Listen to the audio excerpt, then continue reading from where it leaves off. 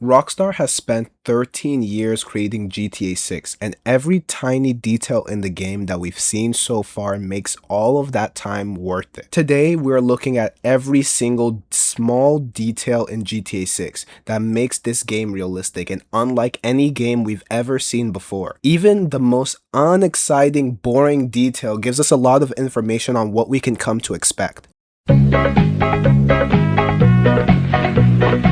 When it comes to weather, vegetation, and even the atmosphere, you can see how much work Rockstar put into this game, making it look realistic as possible. Throughout the trailer and all of the official pictures, the sky shows rays of light that interact and pass through the clouds.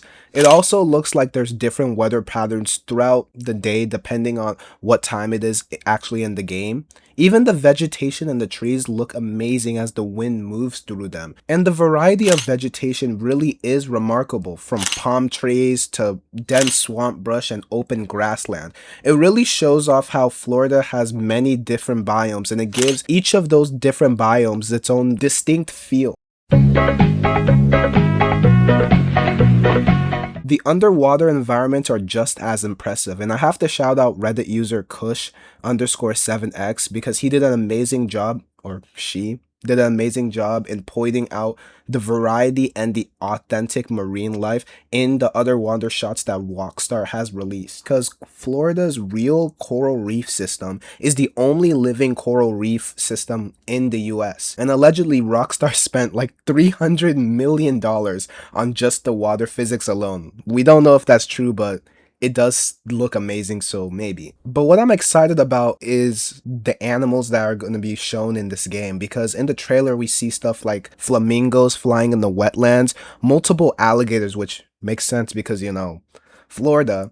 And there's even a screenshot that looks like a Florida panther stalking a deer in one of the Mount Calaga National Park screenshots. There's even a manatee that you can see hanging out near a yacht in one of the Florida Key style scenes. And there's even a list of animals that I'm personally going to be excited seeing, such as pythons and black bears, but who knows, maybe there's gonna be even more surprises the deeper into the map. But I'm gonna be super excited at the feature of hunting in GTA 6 because hunting in GTA 5 was so fun. Now the lighting on GTA 6 looks next level from the trailer and from the screenshots. Like, just look at this. It literally looks so real, and it's amazing because this level of lighting only used to be possible in pre-rendered CGI, and now it's happening in real time as you're playing, which is just amazing. Now we've already talked about the clouds, but look at the golden hour sunsets, which are just so beautiful. Next, the subsurface scattering effects look so cool and realistic, but for all of those people who don't know what subsurface scattering is, it's an art term, and let me explain it simply. It's when light doesn't just bounce off of a surface of something. It actually penetrates a little bit into the material and scatters around inside of it and comes through somewhere else. That's why things like wax, skin, and thin leaves when held up to the sun show a glowing effect instead of just reflecting light. And in GTA 6 you can see this on character skin, especially in shots where the sunlight is behind someone. And that's why the characters in the game look less like game models and more like real people standing in light. Even the colored lighting in the nightclub scenes give a very sensual and fun mood to the scenes that we see there. Even on the material side, we can see the different cloth types and the way that each of them wrap around skin in a realistic way. A cotton shirt and a leather jacket catches light differently in the same shot. A car hood reflects light in a sharp mirror-like way. And that attention to detail is the reason why this game looks so real. And the last detail I want to talk about in the materials and lighting side is just this shot where it's in the strip club and you can see smudge marks on the pole, which is just an insane attention to detail. The standard that Rockstar is gonna set when this game releases is gonna be too high for most studios to meet.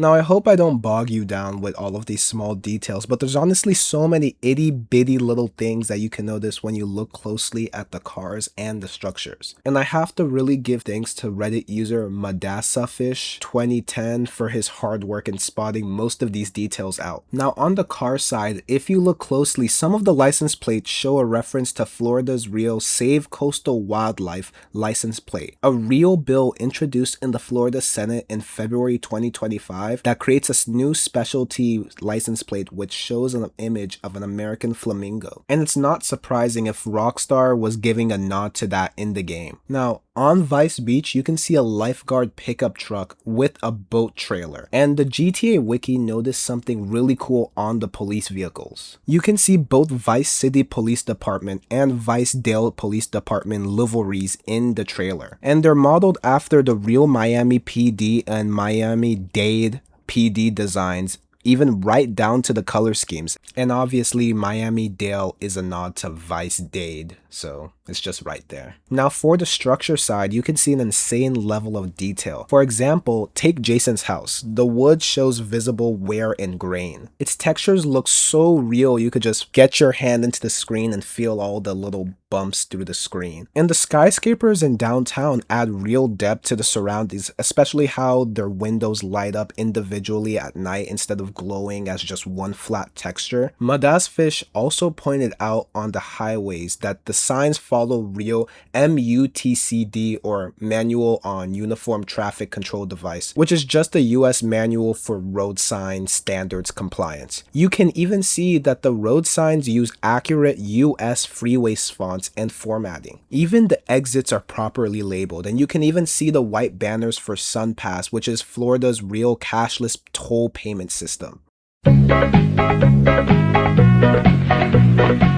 One thing you might have noticed is how diverse the NPCs and their models are. On the beach scene in the trailer, you can see the many different realistic body types and unique outfits. Even the NPC count is nothing to scoff at, because you have NPCs all doing their own activities on street corners. You can see a lot of interactions between different NPCs, whether it's interacting with vehicles, talking to each other, or just going on about their day. And NPCs now carry their own belongings like towels, bags, coolers, sunglasses, and phones, and they even walk in groups compared to older GTA games. The background details go even further, because in the ocean scenes, you can see speedboats speeding on the water while the background is a crane just unloading containers at a port, and a plane just flies in the sky. It's just so many things going on all at the same time, what I just love.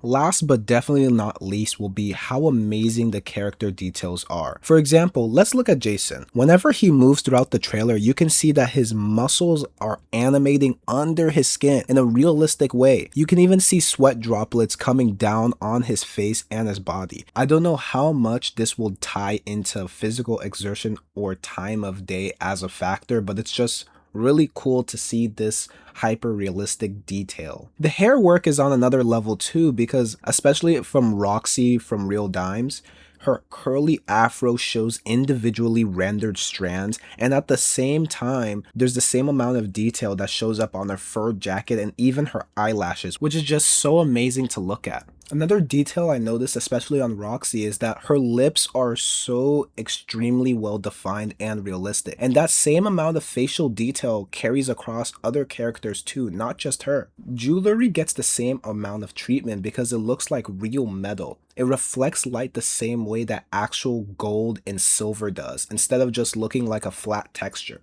And then there's just the sheer amount of different hairstyles that Rockstar is embracing on all of their NPCs, whether it's realistic dreads, mohawks, and even more. I even noticed that there is a mohawk on a female NPC in one of the screenshots.